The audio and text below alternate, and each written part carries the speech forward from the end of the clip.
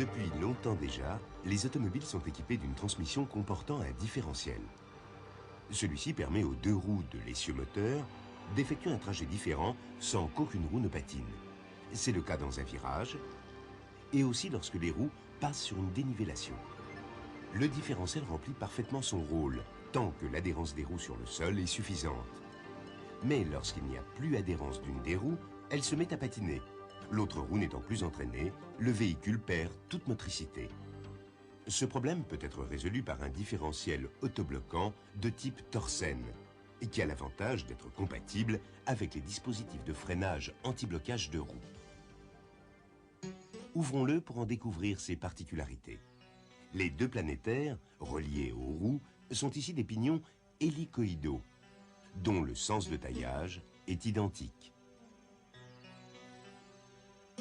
À la place de chaque satellite, on trouve deux pignons hybrides composés au centre d'une partie à taillage hélicoïdal qui s'engraine avec les deux planétaires. Et à leur extrémité, ces deux pignons sont liés l'un à l'autre par des engrenages à taille droite.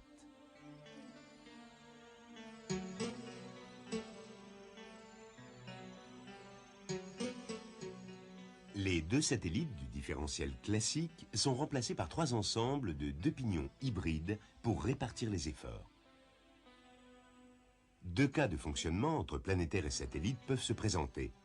Lorsque les planétaires entraînent les satellites, le mouvement se fait facilement. À l'inverse, les satellites entraînant les planétaires, le mouvement se fait très difficilement. L'angle de taillage des dents a été déterminé pour obtenir des frottements importants qui entraînent un mauvais rendement d'engrainement à la limite de l'irréversibilité. Mais s'il n'y a pas de couple résistant sur la roue, le système est réversible et la roue tourne dans le vide. En ligne droite, avec la même adhérence sur les deux roues et sur sol régulier, la couronne fait tourner le boîtier avec les satellites, et ceux-ci, sans tourner sur leurs axes, entraînent les planétaires, donc les roues. Pour mieux comprendre le fonctionnement, séparons l'ensemble des pignons reliés à chacune des roues. Les deux roues motrices offrent une même résistance à l'avancement, et chacun des planétaires agit sur le satellite correspondant, ce qui tend à le faire tourner. Les deux planétaires, ayant le même sens de taillage, les pignons tendent à tourner dans le même sens. Et comme ils sont reliés entre eux par deux pignons à taille droite, si on les rapproche, on voit qu'il y a blocage.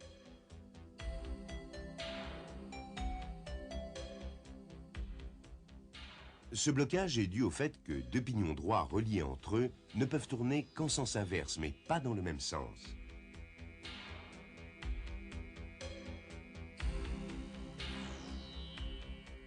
Regardons maintenant le cas du virage. La résistance à l'avancement n'est plus égale sur les deux roues.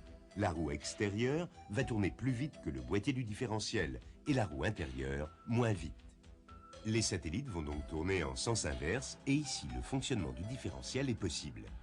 La différence de vitesse des planétaires permet aux satellites de tourner en sens inverse. Nous avons vu qu'en ligne droite, avec la même adhérence, les satellites, par l'intermédiaire des planétaires, sont soumis aux mêmes efforts. En revanche, si une roue perd de l'adhérence, le satellite correspondant n'est plus sollicité en rotation par le planétaire. Et le satellite opposé, rencontrant moins de résistance à l'engrainement, aurait tendance à l'entraîner en sens inverse. Mais les frottements importants entraînent pratiquement une irréversibilité du système. Tant que la roue conserve un peu d'adhérence, il y a blocage.